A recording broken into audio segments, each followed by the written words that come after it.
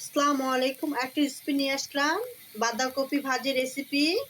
বাঁধাকপিটা ছোট ছোট করে কেটে নিয়েছি, সঙ্গে 2টা ডিম দিয়ে রেসিপিটা করা হবে। সয়াবিন তেল দিয়ে ভাজা হচ্ছে, সয়াবিন তেল দিয়েছি, রসুন কুচি, পেঁয়াজ কুচি, তেজপাতা দিয়েছি, কালো জিরা দিয়েছি। এখন জিরা দিব, জিরা দিয়ে দিচ্ছি। এখন নাড়াচাড়া করা হবে।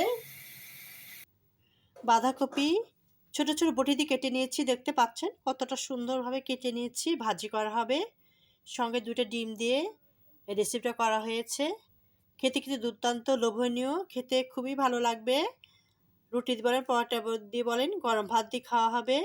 বাঁধাকপিতে সবারই প্রিয়, শীতের সিজনে বাঁধাকপিটা পাওয়া যাচ্ছে।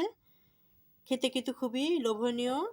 সঙ্গে রেসিপিতে দেওয়া হবে টমেটো, ধনের পাতা, পেঁয়াজ, রসুন, তেজপাতা দিয়ে রেসিপিটা করা হয়েছে। বাটা গুঁড়া সবই দেওয়া হবে।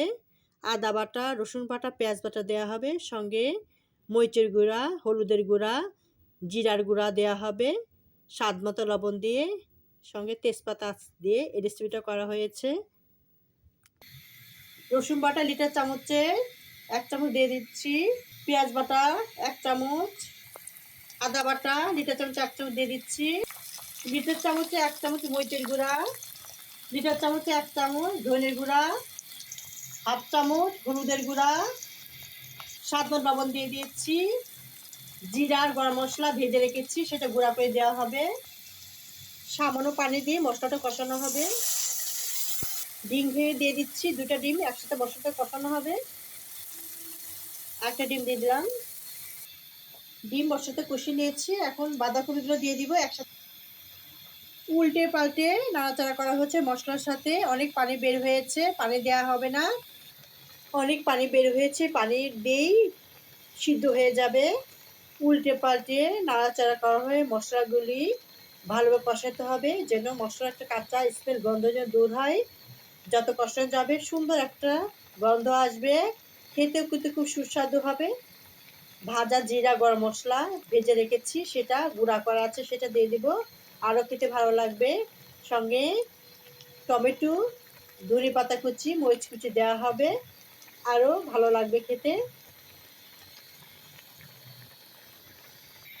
টমেটো কুচি দিয়ে দিব, মরিচ কুচি দিব, এই পানির মধ্যে সিদ্ধ হয়ে যাবে মাশাআল্লাহ। ধনে পাতা কুচি দিয়ে দিব, পরে জিরা গরম মশলা বাটা আছে, গুঁড়া করেছি, সেটা দিয়ে দিব। পানি আছে, পানিতে সিদ্ধ হয়ে যাবে। এপাশ ওপর উল্টিয়ে কষানো হচ্ছে।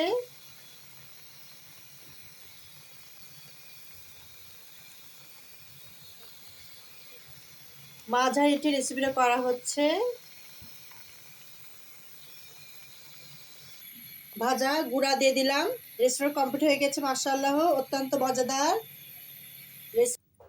রেসিপিটা কমপ্লিট হয়ে গেছে। রেসিপিটা যদি ভালো লেগে থাকে তাহলে অবশ্যই লাইক কমেন্ট করবেন। আল্লাহ হাফেজ।